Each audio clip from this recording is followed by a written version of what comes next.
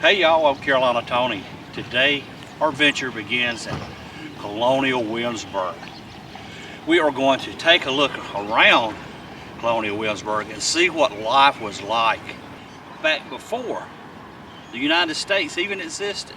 And we'll get started right after the station identification.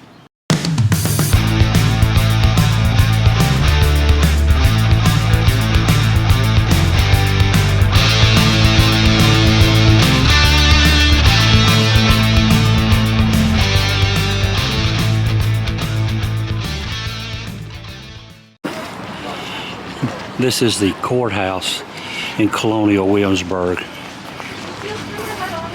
Now, when this courthouse was first put here, it was, of course, under British rule. This was way before the Declaration of Independence and the founding of America. So, when folks had a dispute with their neighbor or a lawsuit, this is where they would bring that suit to the courthouse. We're going to go inside and take a look. And unhappily destroyed by fire in April of 1911.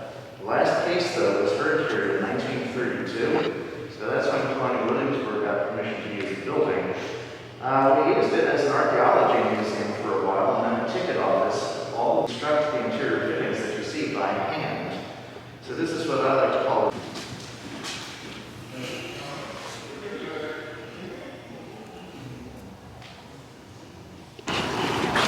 Now check this fella out walking down the street. He has leggings on and a breechcloth. And if the wind blows, it's going to be cold on him. This was Martha's grandfather, Orlando Jones, was his office. He didn't have to go far to work, did he? This was Martha Smith's house. When she died in 1816, she left the house, the lot, the whole entire estate to 3 former slaves in gratitude for their service. Hi. Here is the tinsmith. Good, how are you? Everything we're making is for soldiers and sailors of Virginia. It doesn't look very military, but an army marches on its stomach, and that's why most of the things that we're making are related to food preparation and food service.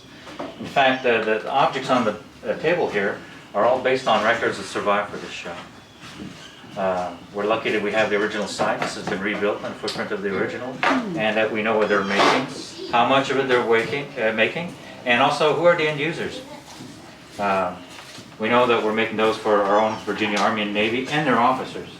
And the thing that we really made the most, cooking pots, camp kettles. That's what we made in the hundreds. The rest, yeah, a few dozen of this, a few of that. And they're all mostly related to food, and also they're not necessarily military by design. A lot of these things are kind of in people's kitchens. They just happen to work for the troops. In fact, everybody uses tin because it's cheap and it works, but for the troops, it's also sturdy and light. So, and apparently it's still issued to the active military today. I've been told by some visitors who are in the military that they still would get tin cups.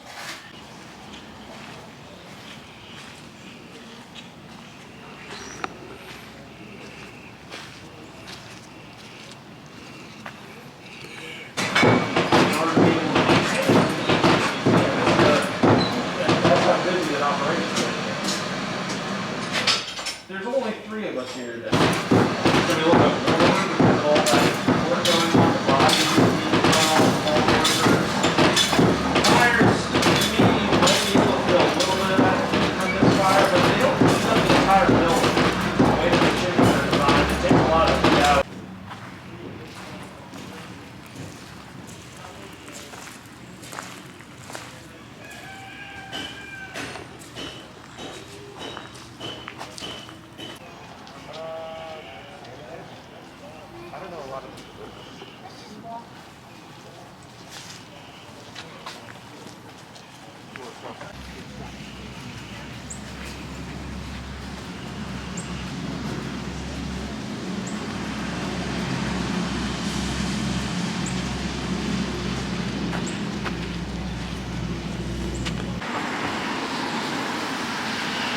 is the gunsmith.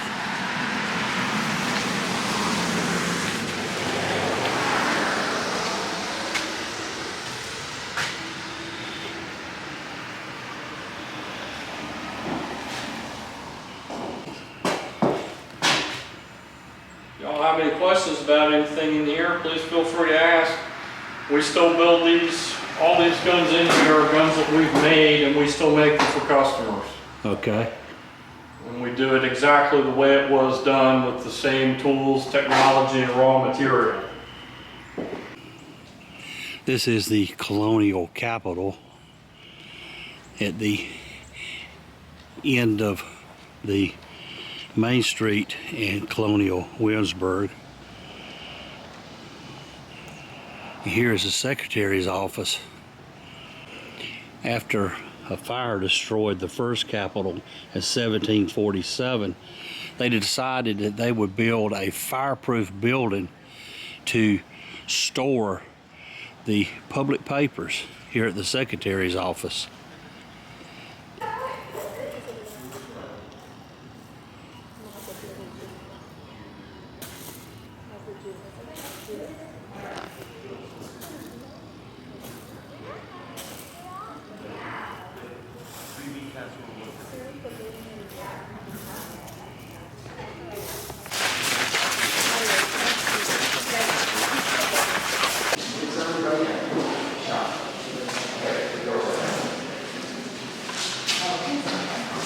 So this room right here is the chamber for the House of Burgesses.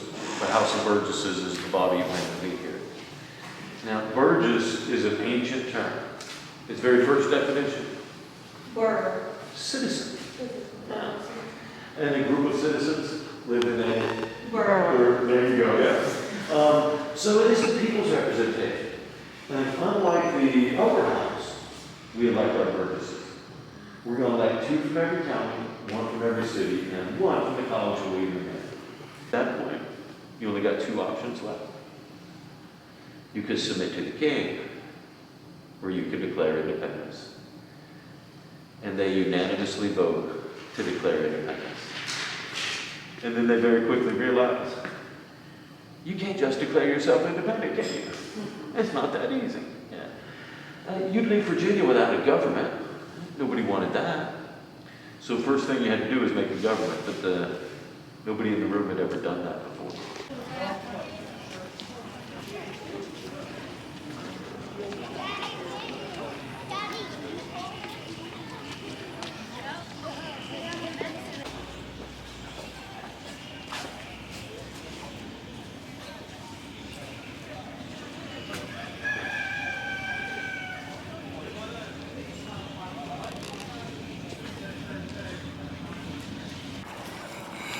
A lot of the buildings in colonial Williamsburg are standing on the original site of where the buildings were.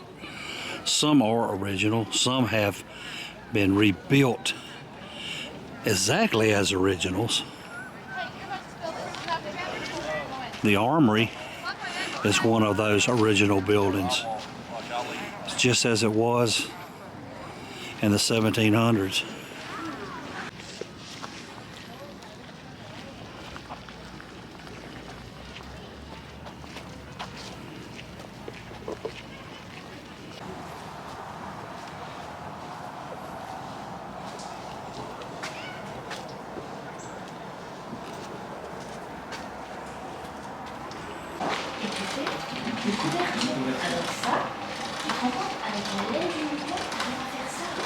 Just doing a little bit of spinning with wool, making some yarn. One of our 3 jobs, we also made the blankets there, and then in the room, in the next room, we have 2 looms. And the one closest to this room is a tablecloth that we're working on, and then the red and white check is for upholstering a chair. So lots of different kinds of fabric. You can make any kind of fabric on any kind of loom. You can use a pattern if you want. And then actually weaving is the easier part. So you can make about a yard in an hour. So for that, And is that wrong Okay. property too? This is It doesn't grow flax. so well here. It normally like stays a little bit. Inside the straw So is where they get flax. and Here it is here. And flax is actually how they make linen.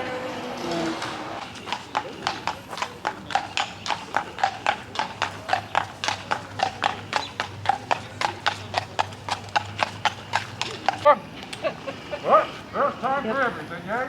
And so, when it hit pitch midnight and it was black as tar all around, the brave exorcist opened up the doors to the parlor, threw them open, and there it was, a shrug of mutton with some terrifying peas on the side.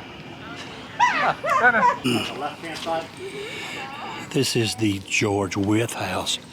It is one of the original homes still in colonial Williamsburg. It was built in the early 1770s.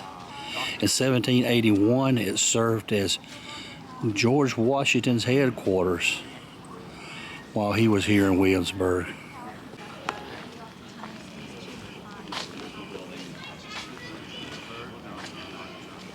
Here. Think of this as a formal version of your home living room, although technically the room's not in its best right now, it's at rest. That's what they call it when the furniture's up against the wall like that's not being used. But depending on who you're having visit and for what purpose, you can rearrange it different. There's a tea table in the far corner you can lay out to have refreshments. Over underneath that mirror to your left, that's actually a gaming table, believe it or not. One of those back legs will rotate out, the top flips open, you've got a nice green felt playing surface for dice games, card games, anything you have a mind for in here. Spaces in the house, mainly because they're your main spaces for receiving, entertaining, and showing off for your guests a fair bit. See, part of being at the top of Virginia society like George and Elizabeth Wythe are is reminding everybody that you're at the top.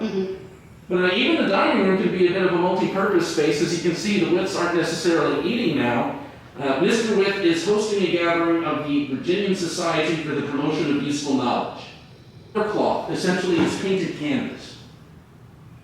And it can be fairly popular here in Williamsburg. From what I understand, it's given a coating similar to shellac on top, so relatively easy to clean. And of course, unlike things like the carpet you saw in the parlor, in the summertime, this one won't be as vulnerable to insects either. Wow. Is it red or what?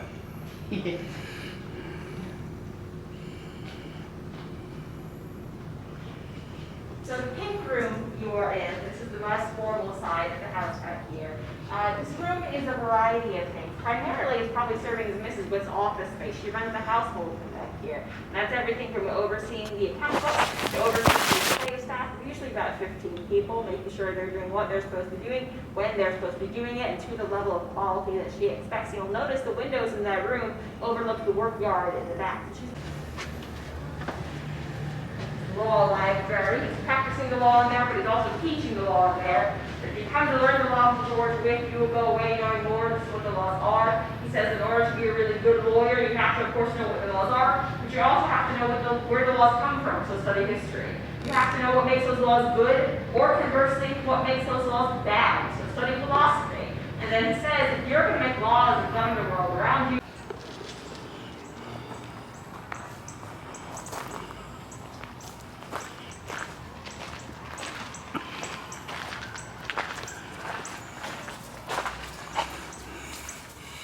This would have been the laundry. It's a press. Here is the cooper, or they make some barrels and buckets. Hello, how are you? Hey, You're welcome to look in and ask questions if you have any.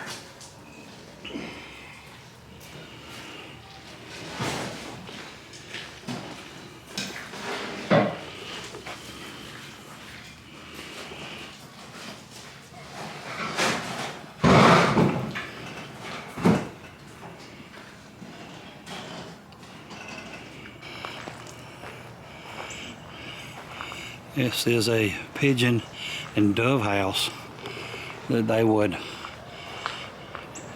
during the colonial period, they would encourage pigeons and doves to go inside so they could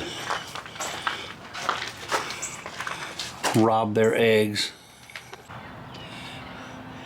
This is the Peyton Randolph House. This was the home of Peyton Randolph from 1721 to 1775. He was the first president of the Continental Congress. His father, Sir John Randolph, the only colonial Virginian to ever be knighted, and lived here until his death until 1937. It was at this very door that Lafayette, the famous Frenchman who came to visit Mr. Randolph, and because of things that happened during the night in terror, he went running out that door. You would guess that a home that's been here that long would have some ghost in it. Well, this one does.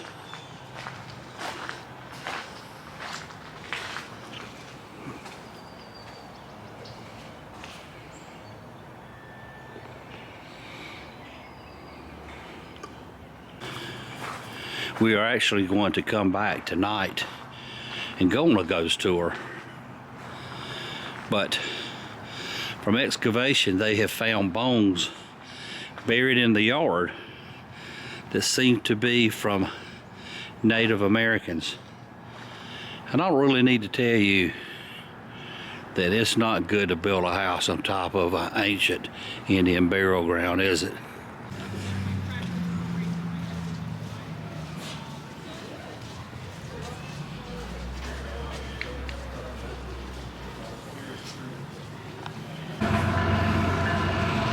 All right, we are in Colonial Williamsburg, and that is the Governor's Palace at night, and all the houses up and down the mall of the Governor's Palace.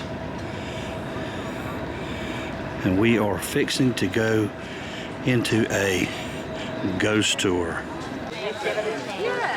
This is the site of the very first theater in the United States, 1716. Of course, it wasn't the United States then, but this was the very first theater right over behind that fence. They would hold plays and different types of theatrical events. This is the Peyton Randolph House. And the story here is they have done some excavations and found that Indian bones were buried here. And all kinds of weird things have happened down through the years and continue. All right, it is nighttime now, as you can tell. And this is the end of our video of Colonial Williamsburg. I hope you enjoyed it. If you did, be sure to go below, give me a big old thumbs up. And if you hadn't subscribed yet, be sure to go ahead and do so now, if you will. I want to thank you all for watching, and for now, y'all have a good day.